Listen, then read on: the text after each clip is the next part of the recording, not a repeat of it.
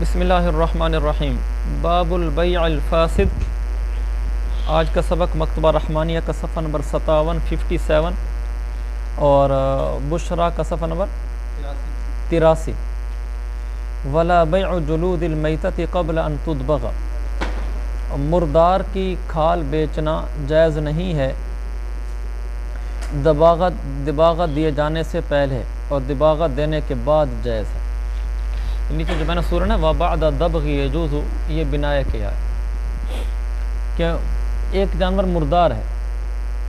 اور اس کی جو کھال ہے آپ اس کو نہیں بیچ سکتے۔ ہاں، بیچنے کا ایک طریقہ ہے کہ آپ اس کو دباغت دے لیں، دباغت دینے کے بعد جائز ہے۔ اور دباغت آپ پہلے پڑھ چکے ہیں کہ دباغت ایک خاص طریقے سے اس جو کھال ہے اس کے اندر کی جو رطوبت نمی ہوتی ہے اس کو ختم کر دیا جاتا ہے، تو کہتے ہیں کھال کو دباغت دے دی گئی ہے۔ کیوں ناجائز ہے؟ لأنه غیر منتفع به لنجاستها، کیونکہ دباغت سے پہلے مردار کی کھال وہ قابل انتفاع نہیں ہے نجاست کی وجہ سے، کیونکہ جب تک دباغت نہ دی جائے وہ پاک نہیں ہوتی، ناپاک ہوتی دباغت سے پہلے، اور ناپاک چیز قابل انتفاع نہیں ہے۔ جب قابل انتفاع نہیں ہے تو پھر وہ مال نہیں ہے، مال نہیں ہے تو بیع نہیں ہے۔ حضور صلی اللہ علیہ وسلم کا فرمان ہے لا تنتفع من المیتۃ بإہاب، مردار سے نفع نہ اٹھاؤ اس کی اہاب سے۔ اہاب کس کو کہتے ہیں؟ وہو اسم لغیر المدبوغ، اہاب جانور کے اس کھال کو کہتے ہیں جس کو ابھی دباغت نہ دی گئی ہو، کیونکہ اللہ کے نبی نے خود ہمیں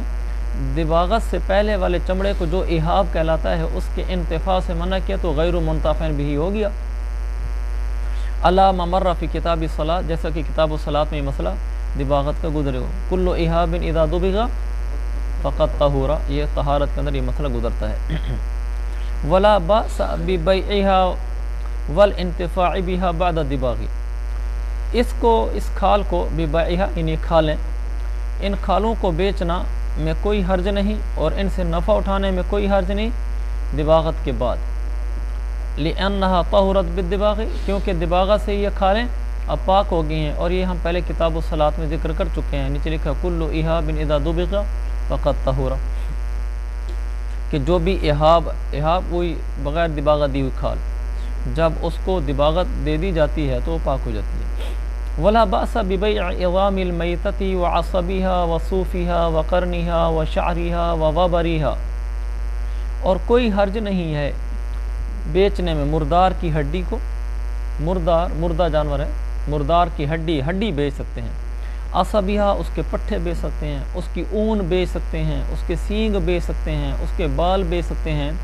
وابریہ اگر وہ اونٹ ہے تو اونٹ کی اون بھی بیچ سکتے ہیں، وابر اونٹ کی اون، اونٹ کے بال بھی بیچ سکتے ہیں۔ والانتفاع کا تفع ببیع کے اوپر، ولا باس ببیع عظام المیتہ والانتفاع بذلک کلی، مردار کی ہڈی پٹھے وغیرہ ان کو بیچنے میں کوئی حرج نہیں اور ان سب سے نفع اٹھانے میں بھی کوئی حرج نہیں۔ یعنی ایک آدمی بیچنا نہیں چاہتا، خود انتفاع کرنا چاہتا ہے تو یہ جائز ہے۔ جی عصب پٹھے، لأنها طاہرۃ، ان سے کیوں نفع اٹھانا اور ان کو بیچنا جائز ہے؟ کیونکہ یہ طاہر ہیں۔ لا يحلها الموت لعدم الحیات، مرنے کے بعد جو چیزیں جو ناپاک ہوتا ہے نا، مثلا مردہ مرنے کے بعد ناپاک ہو جاتا ہے، ہمارا انسان کے مردے کی بات بھی کر رہا ہوں، انسان بھی مرنے کے بعد ناپاک ہو جاتا ہے اور اس کو غسل دیا جاتا ہے اس کو پاک کرنے کے لیے، اس لیے غسل سے پہلے جنازہ نہیں، اسی لیے غسل سے پہلے اس کے قریب بیٹھ کر قرآن کھول کے نہیں پڑھ سکتے کہ وہ ایک ناپاک چیز پڑی ہوئی ہے۔ تو وہ کہنا چاہتے ہیں انسان کہ میں آپ کو انسان کا بتا رہا تھا، وہ مرنے سے ناپاک ہو جاتا ہے، یعنی موت جب اس میں اترتی ہے تو وہ اس کو ناپاک کر دیتی ہے، لیکن جو ہڈیاں ہیں یہ اس نے کہا کہ یہ پاک ہیں۔ کیوں؟ لا يحلها الموت، اس لیے کہ موت ہڈی میں نہیں اترتی۔ کیوں؟ لعدم الحیات، اس لیے کہ اس میں تو زندگی ہی نہیں ہے، زندگی جہاں ہوگی تو موت وہیں اترے گی نا، اور زندگی وہاں ہوتی ہے جہاں احساس ہو، جس چیز کو چھوئیں تو احساس ہو۔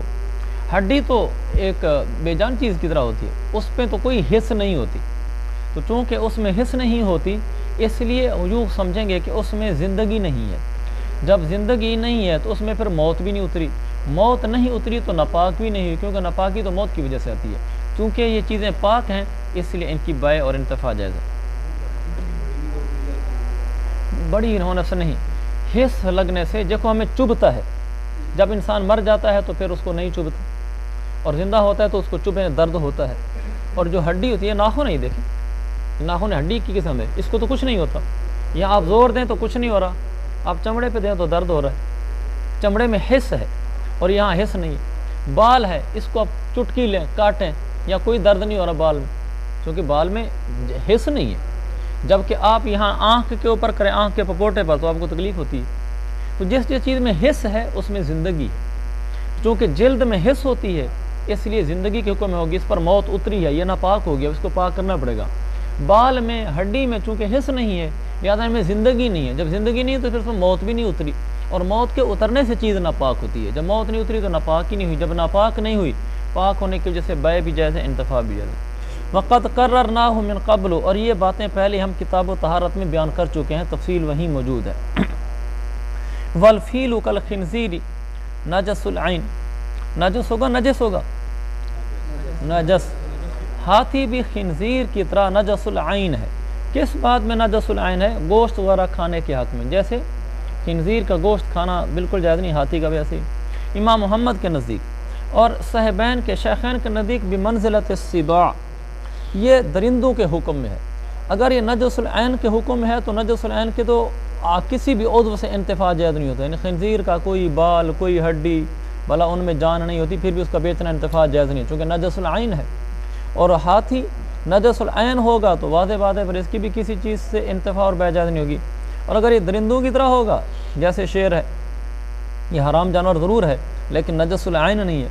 تو شیخین کے نزدیک درندوں کی طرح ہے. جب درندوں کی طرح ہے حتی یباع عظمہ، تو پھر اس کی ہڈی بیچی جائے گی.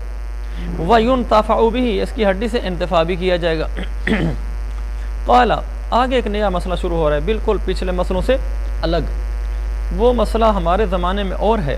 اور پچھلے صاحب ہدایہ کے زمانے میں اور تھا. تو شیخ الاسلام صاحب نے فقہ البیوع میں اس کا اور حکم لکھا ہے. تو میں آپ کو یہ تھوڑا بتانا چاہتا تھا کہ شروع میں پڑھتے ممکن آپ کے دن میں اشکال ہے، تو ذرا صبر کی بریک پہ پاؤں رکھنا ہے، میں انشاءاللہ پھر بتاؤں گا آپ کو. قال، امام محمد رحمہ اللہ فرماتے ہیں، وَإِذَا كَانَ سِفْلُ لِرَجُلٍ، جب نیچے والا حصہ کسی آدمی کا ہو، وَعُلْوُهُ لِآخَرَ، اور اوپر والا حصہ کسی اور کا ہو. خطیب بیان کر رہا تھا، کہنے لگا الفرق بین المسلم والکافر. سچا سنا رہا ہوں، سچا واقعہ. الفرق بین المسلم والکافر، لوگ پھر نیچے واہ واہ واہ واہ کر رہے ہوں.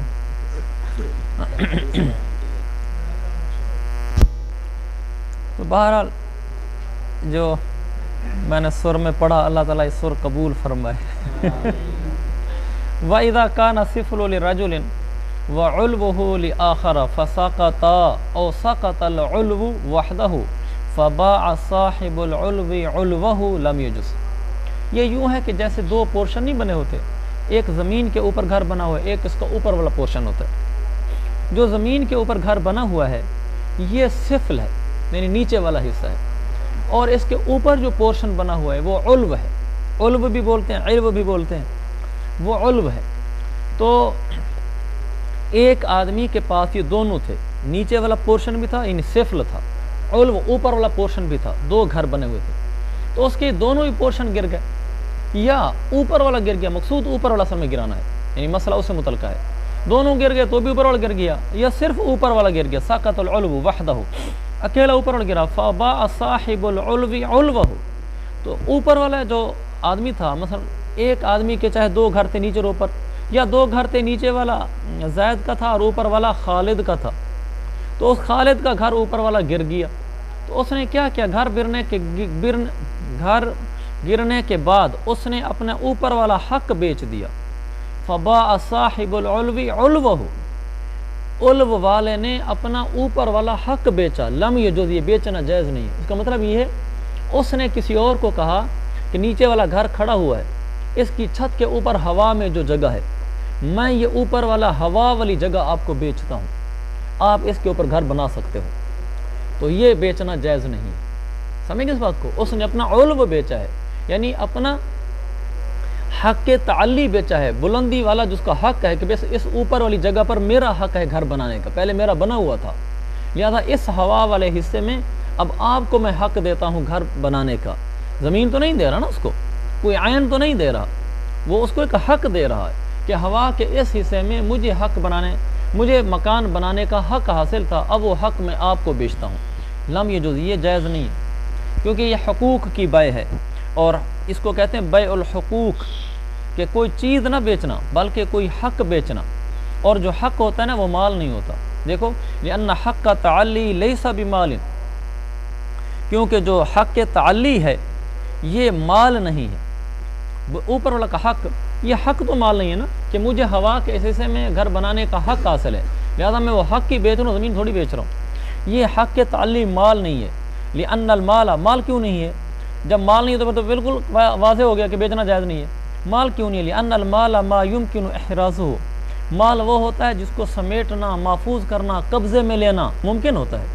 مثلا یہ موبائل مال ہے، میں اس کو اپنے پاس محفوظ کر سکتا ہوں۔ آپ کا قلم مال ہے، قلم کو محفوظ کر سکتے ہیں۔ پلاٹ مال ہے زمین پہ جو پڑا ہوا ہے، آپ اس کو محفوظ کر کے اپنے قبضے میں لے سکتے ہیں۔ اور یہ جو ہے اوپر والا ہوا کا حصہ، یہ تو مال نہیں ہے۔ والمال هو المحل للبيع، اور مال ہی بیع کا محل ہوتا ہے۔ آگے بنا ون لکھا اسی کے آگے، والهواء ليس بمحل، اور جو ہوا ہے وہ تو محل نہیں ہے، اور میں کیا بیچ رہا ہوں؟ جو اوپر ہوا والا حصہ نا یہ بیچ رہا ہوں۔ یہ چونکہ محل نہیں ہے، جب محل نہیں ہوگا تو یہ پھر مال بھی نہیں بنے گا، جب یہ مال نہیں بنے گا تو بیچنا بھی جائز نہیں ہوگا۔ تو ہمارا مسئلہ یہ ہے کہ کوئی انسان حق، بیع الحقوق، حق نہیں بیچ سکتا، عین بیچ سکتا ہے۔ ویسے ایک لمبی بحث ہے، حقوق کی دو قسمیں ہیں، حقوق مجردہ ہوتے ہیں، حقوق غیر مجردہ ہوتے ہیں، اور حقوق کی بیع جائز ہے یا ناجائز ہے، اس کو کافی تفصیل سے لکھا گیا، اور آج کل تو بہت زیادہ تفصیل سے لکھا گیا، چونکہ جدید زمانے میں اب حقوق کی وہ حیثیت نہیں رہی جو پہلے تھی۔ اس پر حضرت شیخ الاسلام نے فقہ البیوع میں صفحہ نمبر 264 پر بہت تفصیل سے لکھا ہے، آپ لوگ اس کو دیکھ لیں۔ اگر یہ دیکھنا مشکل ہو تو عربی میں ہے، تو ان کی جو اردو میں ہے نا فقہی مقالات، ہماری لائبریری میں موجود ہے، ہاں تقریباً پہلے 5 جلدیں تھیں، اب شاید بڑھ گئی ہوں۔ تو فقہی مقالات کی جلد نمبر 1 صفحہ نمبر 160، اس میں انہوں نے حقوق کی بیع کے بارے میں لکھا ہے، بیع الحقوق کے بارے میں تفصیل لکھا ہے۔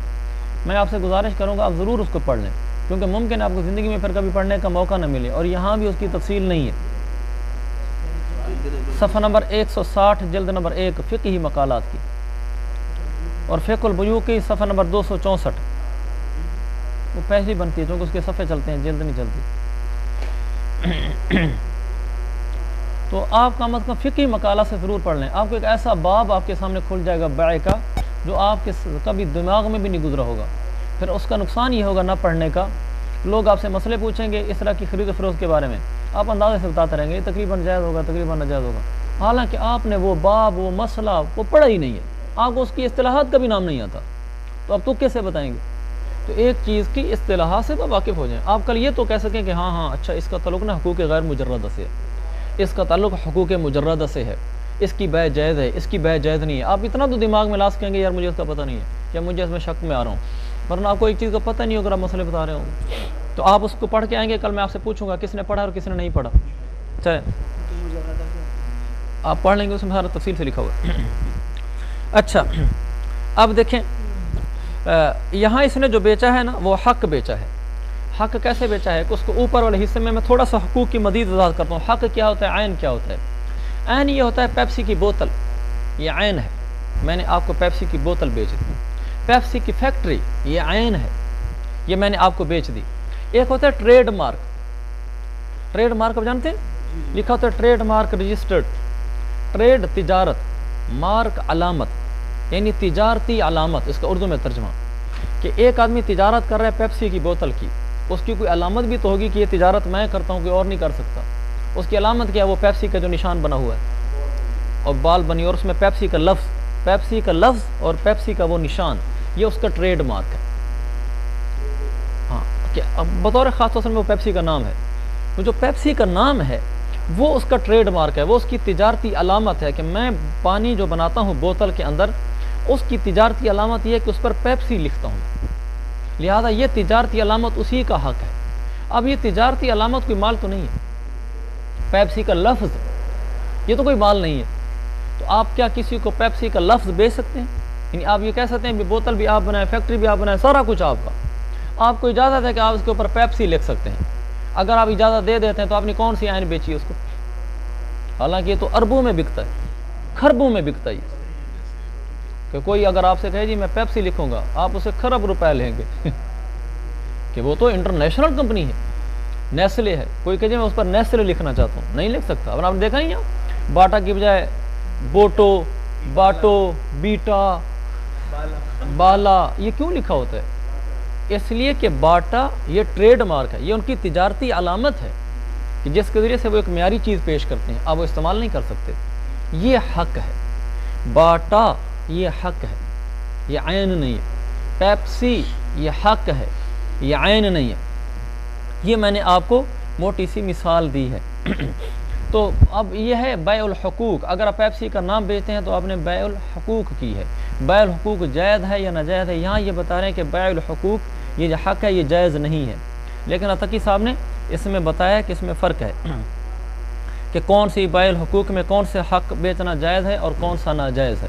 تو اس کی انہوں نے وہاں وضاحت بھی لکھی، آپ دیکھ سکتے ہیں۔ موجودہ زمانے میں پیپسی کا نام بیچنا جائز ہے کچھ شرائط کے ساتھ، اور ایسی باٹا کا نام بیچنا جائز ہے لیکن کچھ شرائط کے ساتھ۔ اچھا اب دیکھیں، اسی طرح یہ جو ہے ایم ٹی جے ہے، ایم ٹی جے اب یہ حق ہے۔ کوئی کمپنی کہتا ہے میں دکان کھولنا چاہتا ہوں، میں اس پر ایم ٹی جے لکھوں گا، اب آپ کہتے ہیں ٹھیک ہے آپ کھولیں، آپ اس کا 5% ہمیں دیا کریں، سارا خرچہ آپ کا، فرینچائز بھی آپ کی، دکان بھی آپ کی، سامان بھی آپ کا، آپ کو ایم ٹی جے لکھنے پر 5% ہمیں نفع دینا پڑے گا۔ یہ انہوں نے حق بیچا کون سی آئین دیے ہوں اٹھا کر؟ یہ جائز ہے یا ناجائز ہے؟ یہ بیع الحقوق ہے، اور یہ جائز ہے لیکن بعض شرائط کے ساتھ، مطلق جائز نہیں ہے۔ آپ وہاں دیکھ لیں گے، میں نے آپ کو بتا دیا ہے مقام اس کے جہاں تفصیل سے لکھا ہوا ہے۔ اب دیکھو، جب نیچے والا حصہ ایک آدمی کا تھا، اوپر والا کسی اور کا تھا، دونوں گر گئے، یا خاص طور پر اوپر والا گرا تو اوپر والے آدمی نے اوپر والا علو اپنا حق تعلی بیچ دیا، تو یہ جائز نہیں ہے۔ اور آج کل جیسے کراچی میں ہوتا ہے، اوپر والا فلیٹ گر گیا تو وہ اوپر والے فلیٹ کو کہتا ہے یار میں اب گر تو گیا ہے، میں یہ نہیں بنانا چاہتا، دوسرے آدمی کہتا ہے تم بنا لو، بلکہ وہ بکتے ہیں دوسرا فلیٹ، تیسرا فلیٹ، چوتھا فلیٹ، وہ ابھی جو ہے نا ہاں بنے بھی نہیں ہوتے، بک رہے ہوتے ہیں، خاص طور پر جب پہلا بنا ہوا ہو اور دوسرے آدمی کا گر گیا ہو اور وہ کسی اور کو بیچنا چاہتا ہو، یا گرا نہیں ہے، ایک آدمی نے نیچے والا بنا لیا، اب آسمان تک اسی کا ہے مثلا، جیسے اب ہمارے گھر، ہمارے تو آسمان تک ہمارے ہی ہیں نا، کراچی میں ہم آسمان تک ہم نہیں ہیں، تو ایک آدمی اپنے اوپر والا پورشن بیچنا چاہتا ہے، خاص طور بڑے شہروں میں بکتا ہے، تو ہمارے اس مسئلے کے لحاظ سے جائز نہیں ہے، اس لیے کہ وہ حق تعلی بیچ رہا ہے۔ لیکن مفتقی صاحب فکر الوجوہ صفحہ نمبر 269 میں لکھتے ہیں وَالظَّاهِرُ أَنَّ حَقَّ تعلی صَارَ الْآنَ مُتَعَامَلًا بِهِ فَالْأَخْذُ بِقَوْلِ الْأَئِمَّةِ الثَّلَاثَةِ أَوْ بِقَوْلِ الْجَوَازِ أَوْلَى۔ ائمہ ثلاثہ کے نزدیک یہ بیچنا جائز ہے، کیونکہ ہمارے اس کا بہت زیادہ تعامل ہو چکا ہے، اس لیے ائمہ ثلاثہ کے قول کو لینا بہتر ہے، ان کے قول، لہذا تقی صاحب کا بہتر کہنا ہمارے لیے واجب ہے۔ اگر انہوں نے کہہ دیا کہ بہتر ہے تو سمجھو جائز ہے بالکل، لہذا آپ اب حق کے تعلی اوپر والا فلیٹ بیچ سکتے ہیں۔ اب دیکھیں، بخلاف شرب، برخلاف پانی کے باری کے، حیث یجوز بیعہ طبعا للارض باتفاق الروایات، یہ ایک اشکال کا جواب ہے۔ اشکال یہ ہے کہ جو پانی کی باری ہوتی ہے وہ بھی آدمی کو ایک پانی پلانے کا حق حاصل ہوتا ہے، اور اس پانی کی باری کو بیچنا جائز ہوتا ہے۔ پانی کے باری سے پانی کا حصہ بیچنا جائز ہوتا ہے، وہ کیوں جائز ہے؟ وہ بھی تو ایک حق ہے۔ اس کو سمجھنے کے لیے پہلے آپ کو دیہات میں جانا پڑے گا، پھر آپ کو یہ صحیح سمجھ جائے گا۔ آج دیہاتی لڑکوں کا فائدہ ہے، جو ہم بھی چونکہ دیہاتی ہیں، زمینیں ہوتی ہیں، مثال کے طور پر میری 1 ایکڑ زمین ہے، میرے ساتھ والے آدمی کی 2 ایکڑ زمین ہے، اس کے ساتھ والے کی 3 ایکڑ زمین ہے، تو حکومت کے پاس بھی لکھا ہوتا ہے کہ عبدالقادر کی اتنی ایکڑ زمین ہے، اس کی اتنے ایکڑ ہے، اس کی اتنے ایکڑ ہے، تو پھر حکومت جو نہریں چل رہی ہوتی ہیں نا کھیتوں کے اندر سے، حکومت کی نہر ہوتی ہے نا، لوگوں کی نہر تو نہیں ہوتی، اس نہر سے ہمیں پانی پلانے کی اجازت ہوتی ہے کہ مثلا میں اگر 1 ایکڑ ہے تو مجھے 1 گھنٹہ پانی پلانے کا حق حاصل ہوگا، جس کا 2 ایکڑ ہے اس کو 2 گھنٹے پانی پلانے کا حق حاصل ہوگا۔ جتنی زمین بڑھتی جائے گی اتنا نہر میں سے پانی پلانے کا حق ہوگا۔ پھر اس کے ٹائم فکس ہوتے ہیں حکومت طرف سے کہ رات کو 12 بجے سے لے کر 1 بجے تک ہماری باری، ہم اس کو باری بولتے ہیں اپنی زبان میں بھی، تو 2 بجے سے لے کر 3 بجے تک میری باری ہے پانی لگانے کی، یعنی وہ جو پانی ہمیں حکومت دے رہی ہوتی ہے وہ ہمیں حق حاصل ہوتا ہے اس پانی کو استعمال کرنے کا۔ اس لیے کہ وہ پانی دراصل حقیقت میں وہ پانی نہیں بک رہا ہوتا، بلکہ وہ حق بک رہا ہوتا ہے، اس لیے کہ جس آدمی کی زمین زیادہ اس کا حق زیادہ، جس کی زمین کم اس کی حق بھی کم، جس کی زمین نہیں وہ پانی نہیں پلا سکتا وہاں سے۔ تو پھر پتہ چلا کہ پانی پلانے کا حق مل رہا ہے، کہ اس آدمی کو کتنا پانی پلانے کا حق حاصل ہے، اس کو کتنا حاصل ہے۔ اگر عین بک رہی ہوتی آدمی کہتا ہے میں پیسے دیتا ہوں مجھے دو پانی، میرے پاس زمین ہو یا نہ ہو، حالانکہ وہاں ایسا نہیں ہوتا، اس کی زمین کے بقدر وہ لے سکتا ہے۔ تو اتنا واضح ہو گیا میری اس بات سے کہ وہ جو ہماری باریاں مقرر ہوتی ہیں کہ میں رات کو 12 بجے سے لے کر 1 بجے تک میں نے 1 گھنٹہ پانی پلانا ہے، تو مجھے حکومت کی نہر سے 1 گھنٹہ پانی استعمال کرنے کا حق حاصل ہو گیا۔ تو اب میں اس پانی کے حصے کو بیچ سکتا ہوں۔ مثلا میرا ایکڑ ویران پڑا ہوا ہے، زمین ہے میری، مجھے حق ہے پانی پلانے کا، لیکن اس سال میں نے اس پہ کچھ کاشت نہیں کیا، میرے ساتھ والے نے کاشت کیا ہوا ہے، اس نے مجھے کہا یار 1 گھنٹہ تو مجھے بیچ دو، مجھے جو حکومت 2 گھنٹے دیتی ہے نا، جو فصل میں نے کاشت کی ہوئی ہے زیادہ پانی مانگتی ہے، یہ 2 گھنٹہ کافی نہیں میرے لیے، اپنا 1 گھنٹہ مجھے بیچ دو۔ اگر میں اپنا پانی کا حصہ جو میری باری پر مجھے مل رہا ہے میں اس کو بیچ دیتا ہوں، جو کہ مجھے حق تھا 1 گھنٹہ استعمال کرنے کا، تو یہ جائز ہے، حالانکہ یہ بھی تو حق ہے، تو حقوق کی بات تو جائز نہیں ہوتی، آپ کیوں کہتے ہیں یہ جائز ہے؟ سمجھ گئے اس کا؟ اس لیے اس نے کہا بخلاف شرب، نیچے لکھا شرب بالکسر، حصہ آب، آپ کا بھی فارسی میں لکھا ہو حصہ آب، حصہ آب یعنی پانی کا حصہ، جی ہاں فارسی سے لکھتے ہیں،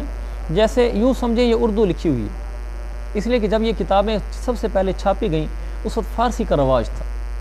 ہر آدمی فارسی جانتا تھا، تو انہوں نے جو ہے کہ مشکل لفظ جس کو اگلا یہ سمجھے کہ یار پانی، اس کو عربی میں اگر حاشیہ لکھو تو سمجھنا مشکل ہوگا، تو جیسے اردو میں گویا کہ اس کا مطلب لکھ دیں، تو انہوں نے گویا کہ اردو میں لکھا ہوتا تھا۔ اب وہ چونکہ زمانے بدل گئے اور ہمارے یہاں فارسی معدوم ہوگی تقریباً، لیکن وہ چھاپے تو پرانے ہی چل رہے ہیں نا، وہ پھر اسی طرف فارسی لکھے جا رہے ہیں۔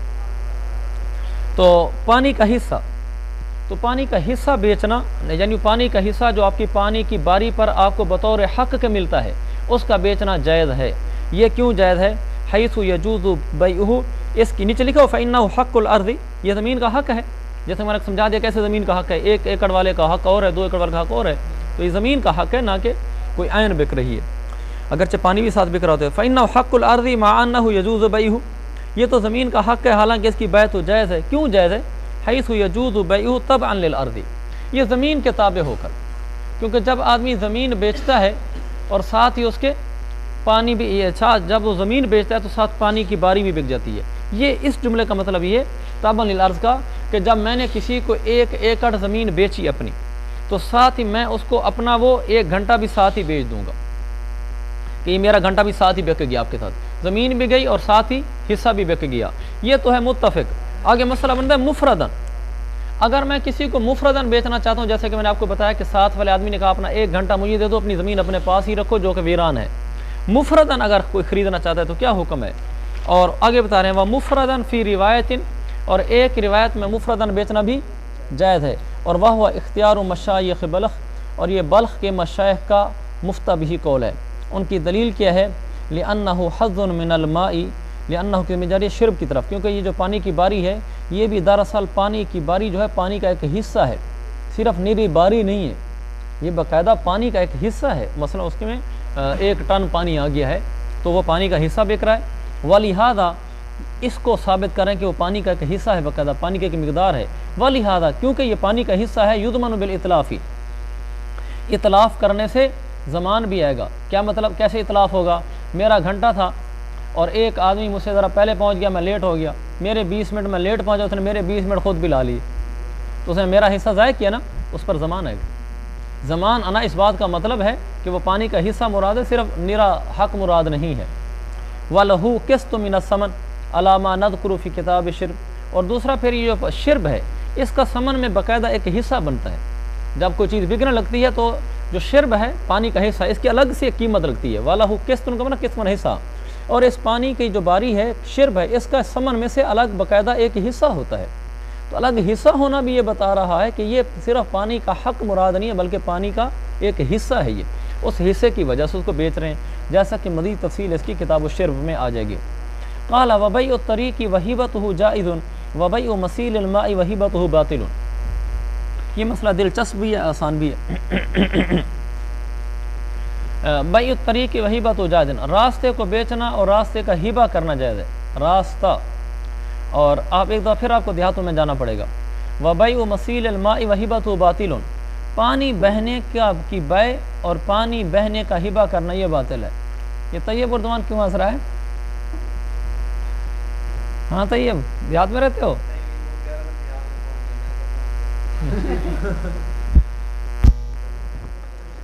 تو خیر درمیان میں ہم لطیفے کی طرف چلے گئے تھے، پھر واپس آتے ہیں۔ راستے کو بیچنا اور اس کا ہبہ کرنا جائز ہے، اور پانی کے بہنے کی جگہ مسیل، اس میں ظرف نا، پانی کے بہنے کی جگہ جو ہے اس کو بیچنا اور اس کا ہبہ کرنا باطل ہے۔ اب یہ دو مسئلوں میں فرق ہو گیا۔ اب دیہات میں نے کہا چلے جاؤ اس طریقے سے، دیکھو لوگ دیہاتوں، آپ سب نے دیہات دیکھے ہوئے ہیں، ایک ہوتا ہے دیہات بستی کے اندر ایک بڑا رستہ ہوتا ہے چلنے کا، جس میں لوگ آ رہے ہیں جا رہے ہیں، تو بعد دفعہ یہ ہوتا ہے کہ وہ راستہ یہاں سے لے کر وہاں تک جو ہے آگے ایک آدمی کا گھر ہے، تو وہ کہتا ہے یہ جو راستہ ہے نا، اس راستے کو میں بیچتا ہوں یا راستہ میں ہبہ کرتا ہوں، یہ ہے بیع الطریق و ہبۃ۔ ایک ہے پانی کے بہنے کی جگہ بیچنا۔ پانی کے بہنے کی جگہ یہ ہوتی ہے، اس کو تھوڑا سمجھنا آپ کے لیے مشکل ہوگا چونکہ راستہ سمجھنا تو آسان چیز ہے۔ پانی کے بہنے کی جگہ کا بیچنے کا مطلب یہ ہے، اس کو موجودہ زمانے میں پھر بھی کچھ سمجھنا مشکل ہوگا، جس زمانے کے ہم پرانے لوگ ہیں وہ سمجھنا کچھ آسان ہے، چونکہ میں نے یہ دیکھا ہوا ہے، پرانے لوگوں میں نے گپ شپ میں کہا ہے، لیکن بہرحال آپ سے تو عمر بڑی ہے، اور تو جو ہم نے دیکھا ہے بچپن میں وہ بتاتا ہوں، ممکن ابھی کسی نے دیکھا ہو۔ وہ یہ کہ نہر سے نکلتے ہیں ندی نالے، جس کو ہمارے نظام میں کسی بولتے ہیں، کھالا، ندی نالا، تو وہ جو کھالے ہوتے ہیں نا، ان کھالے سے آگے لوگ کھیتوں میں پانی لگا رہے ہوتے ہیں۔ اب کھالے سے آگے ہر جگہ نالیاں نہیں بنی ہوتی، یعنی ایسا نہیں ہوتا کہ کھالے سے آگے چھوٹا کھالا ہو پھر چھوٹا کھالا ہو، یہ ضروری نہیں ہے۔ نہر سے جو کھالا بن گیا، کھالے سے آگے اس میں نا وہ ایک ڈھکن سا دیا ہوتا ہے، ہم اس کو نکا بولتے ہیں،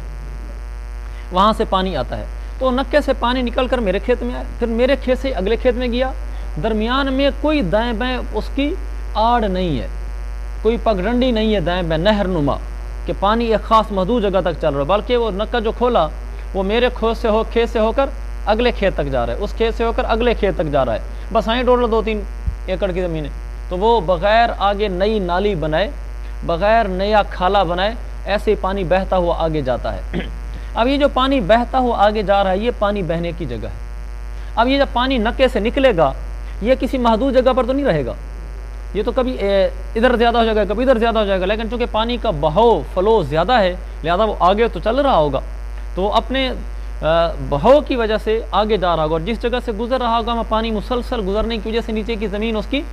وہ سیراب ہو جاتی ہے، یعنی وہ مزید پانی جذب نہیں کرتی، مزید پانی جذب نہ کرنے کی وجہ سے جب نیا پانی آتا ہے تو نیچے پانی نہیں جاتا، کہ وہ پانی تیزی سے آگے بہ رہا ہوتا ہے، لیکن وہ دائیں بائیں جگہ کبھی کم لے رہا ہوتا ہے کبھی زیادہ لے رہا ہوتا ہے، کہیں جھاڑی آ گئی، کہیں جگہ اوپر آ گئی، کہیں جگہ نیچے آ گئی، تو اس طرح کم زیادہ جگہ لیتے ہوئے اگلے کھیت کی طرف منتقل ہو رہا ہے۔ یہ نکا جو ہے ڈھکن جو کھالے کے اندر وہاں سے لے کر اگلے کھیت تک پانی جانے کا جو راستہ ہے یہ مسیل الماء ہے، اس کو بیچنا جائز نہیں۔ آپ کو اللہ سمجھ آ رہی ہوگی، سمجھ آ گئی ہے؟ تو وہ نکے سے لے کر اگلے کھیت تک یہ جو پانی بہنے کی جگہ ہے،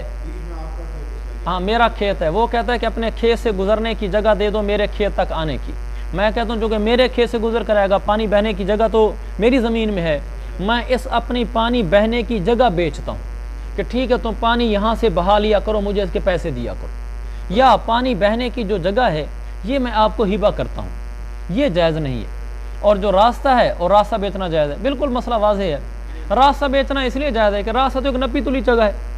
کہ یہ راستہ انسانوں کے گزرنے کا، انسان یہاں سے گزرتے ہیں، کوئی انسان زگ زیگ تو نہیں گزرتے پانی کی طرح کہ ادھر بھی جا رہا ہے ادھر بھی جا رہا ہے، لہذا وہ جو راستہ ہے وہ معلوم ہے، یعنی وہ مبی معلوم ہے کہ کہاں سے گزرنا ہے، اس نے کون سی جگہ ہے، جائز ہے۔ اور جو مسیل الماء ہے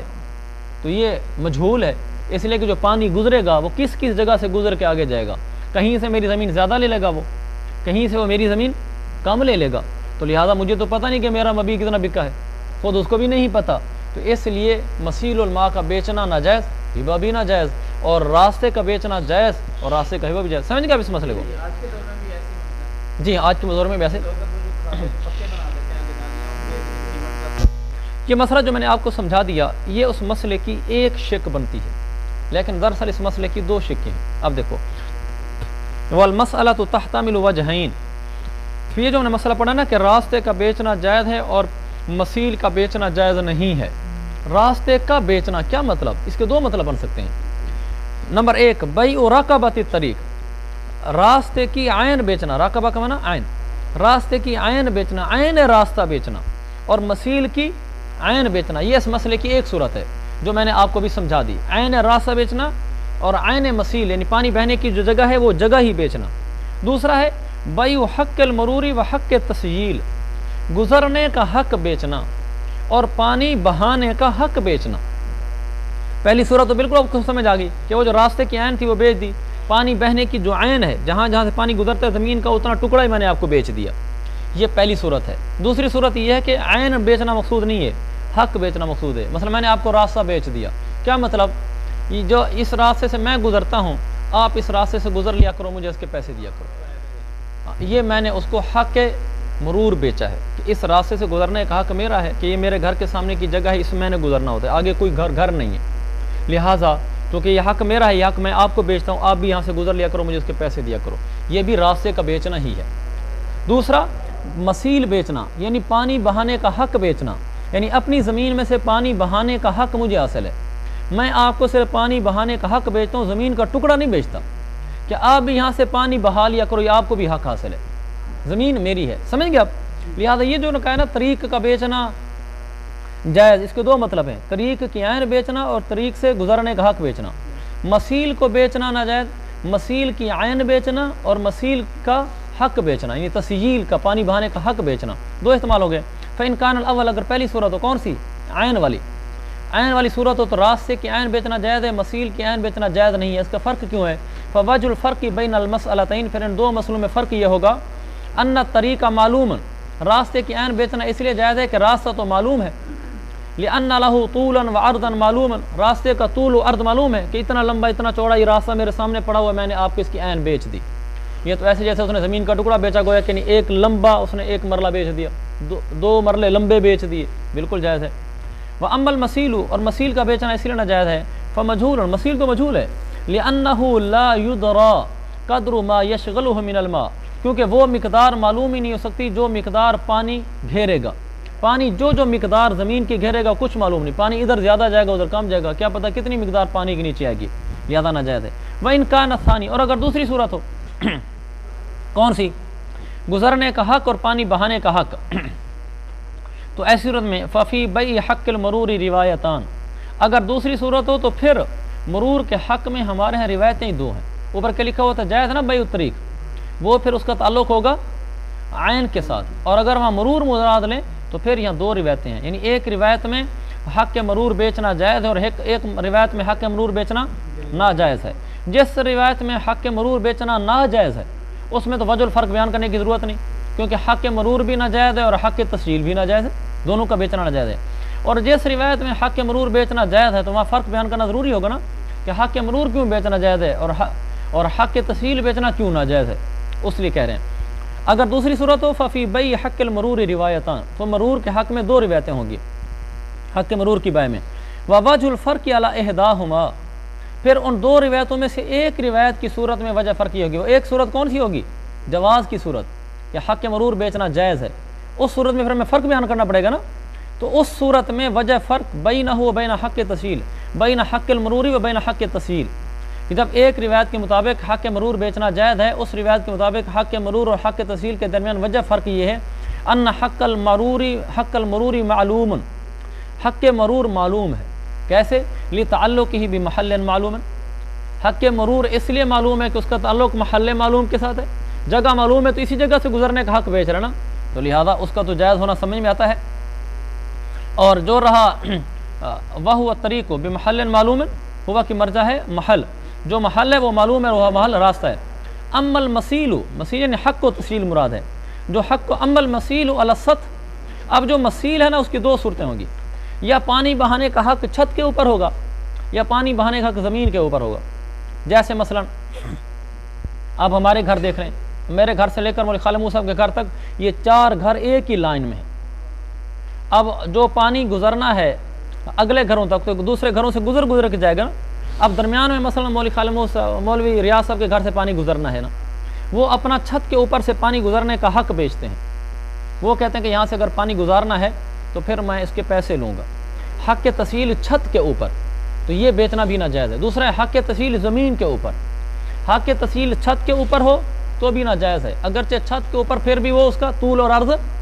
معلوم ہے نا، وہاں تو اسی خاص چھت سے پانی گزر سکتا ہے، باقی تو گزرنے کی جگہ ہی کوئی نہیں، کیونکہ چھت کے اوپر جو چھوٹی سی ڈیوڑی دی ہوئی ہوتی ہے پانی اس کے اندر سے گزرتا ہوا آگے جائے گا، لیکن وہ چھت کے اوپر پانی بہانے کا حق بیچنا بھی ناجائز ہے۔ وجہ اما المسیل ای حق تسیل علی السطح فہو، یہ بھی ناجائز ہے، اس کی وجہ فہو نظیر حق تعلی، وہ حق تعلی کی نظیر بنتا ہے کہ اوپر سے وہ کیا بیچ رہا ہے، اصل میں جب چھت کے اوپر سے پانی گزارنے کی جگہ بیچ رہا ہے تو وہ حق تعلی ہے نا، پانی ہوا والی جگہ استعمال کر رہا ہے نا، تو اسی ہوا والی جگہ کو بیچ رہا ہے تو وہ تو حق تعلی کی نظیر بنتا ہے، تو وہ تو اس لیے ناجائز ہو گیا۔ وعلی الارض، اور اگر زمین پر وہ بیچے تو بھی مجہول ہے، زمین پر پانی گزرنے کا حق بیچے وہ حق مجہول ہے، لجہالت محلی، کیونکہ جب محل مجہول ہے تو اس کا حق بھی مجہول ہوگا، اور پیچھے راستہ وہ محل معلوم تھا، اس کا حق بھی معلوم تھا، تو حق معلوم کو بیچنا جائز اور حق مجہول کو بیچنا ناجائز۔ یہ بات سمجھ آ رہی ہے؟ ووجہ الفرق بین حق المرور و حق تعلی علی احدی الروایتین، اب ایک اور مسئلہ بن گیا، وہ یہ ہے ہم نے کہا ہے کہ اس کا ذرا خیال کرنا، یہ عبارت میں بڑی وہ ہے پیچیدگی ہے، وجہ الفرق بین حق المرور و حق تعلی علی احدی الروایتین، ایسے لگ رہا ہے جس سے علی احدی الروایتین کا تعلق حق تعلی کے ساتھ ہے، عبارت یہ بالکل یہی نظر آ رہا ہے، یعنی یوں نظر آ رہا ہے کہ حق مرور کے درمیان اور ایک روایت کے مطابق حق تعلی کے درمیان وجہ فرق یہ ہے، حالانکہ بالکل ایسا نہیں ہے، علی احدی الروایتین کا تعلق حق مرور کے ساتھ ہے، یعنی عبارت یوں ہے ووجہ الفرق بین حق المرور علی احدی الروایتین و حق تعلی ان حق تعلی، اب سمجھ گئے بات؟ اب یہاں سے جی اچھا لکھا کیوں اس طریقے سے اچھا اب یہ یوں بتا رہے ہیں، دیکھو ہم نے کیا کہا تھا، ففی بی حق المرور روایتان، حق مرور میں دو روایتیں نا، ایک روایت کے مطابق اس کا بیچنا جائز ہے، ایسے تھا نا بھائی، ایک روایت کے مطابق بیچنا جائز ہے، جب ہے ہی حق تو پھر بیچنا جائز کیسے ہو گیا، اور ادھر آپ حق کے تعلیم میں کہتے ہیں چونکہ وہ حق ہے بیچنا ناجائز ہے، تو اشکال ہوتا ہے حق کے مرور بیچنا جائز ہو گیا ایک روایت کے مطابق، اور حق کے تعلی بیچنا ناجائز ہو گیا، جب دونوں حقوق ہیں پھر ایک جائز ایک ناجائز کیوں ہے؟ اس کا جواب دے رہے ہیں ان حق تعلی یتعلق بعین لا تبقى، وہ کہتے ہیں اس کی وجہ یہ کہ حق کے تعلی کا تعلق ہے ایسی عین کے ساتھ جو عین کبھی باقی نہیں رہتی، وهو البناء، اور وہ تعمیر ہے، فاشبہ المنافع، لہذا حق کے تعلی منافع کے مشابہ ہو گیا۔ اب یہ دیکھیں، اچھا پہلے آگے بھی دیکھ لیں، اما حق المرور یتعلق بعین تبقى، حق مرور کا تعلق ایسی عین کے ساتھ ہے جو عین باقی رہتی ہے، وهو الارض، اور وہ عین زمین ہے، فاشبہ الاعیان، لہذا حق مرور اعیان کے مشابہ ہو گیا۔ دیکھیں حق مرور زمین سے متعلق ہے، میں پہلے حق مرور سمجھاؤں گا پھر آپ کو حق تعلی سمجھاؤں گا، جو سطر میں نے پڑھی ہے آپ پہلے میں سطر کا آخری سے سمجھاؤں گا، اما حق المرور، حق مرور بیچنا جائز ہے، وجہ حق مرور یتعلق بعین طبقہ، حق مرور کا تعلق ایسی عین کے ساتھ ہے جو عین باقی رہتی ہے، گزرنا کہاں سے ہوتا ہے؟ زمین سے، زمین تو باقی رہتی ہے، زمین ایسا تو نہیں کہ کبھی گر گئی ہو زمین پہ تو زمین ہی نہیں رہی جہاں سے گزرنا تھا، تو زمین تو باقی رہتی ہے، تو حق کے مرور کا تعلق زمین سے ہے، اور زمین بالکل مال ہے، عین مال ہے، لہذا یہ زمین جو کہ عین ہے اس سے تعلق رکھنے والے حق کو بھی عین کا حکم حاصل ہوگا، زمین عین ہے نا، زمین سے جس حق نے تعلق رکھا حق مرور،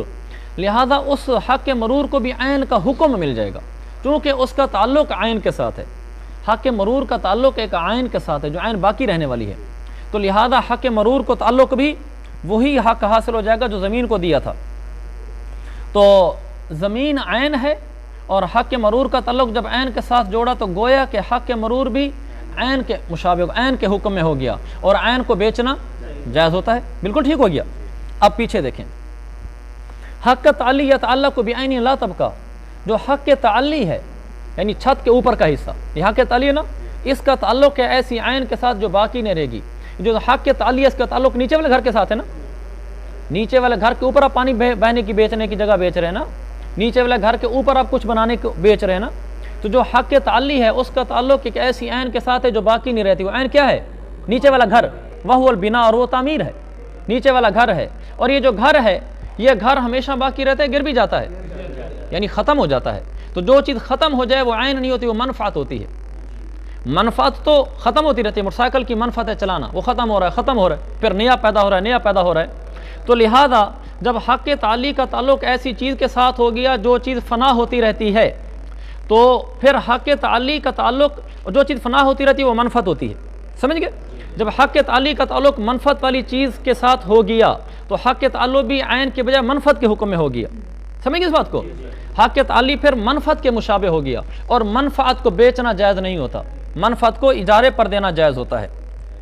بیع المنافع لا یجوز، منفعت کو بیچا نہیں جاتا، منفعت کو اجارے پر دیا جاتا ہے، لہذا حق تعلی کو نہیں بیچا جائے گا۔ خلاصتاً یہ ہے، میں سطر پڑھ کے سنا دیتا ہوں۔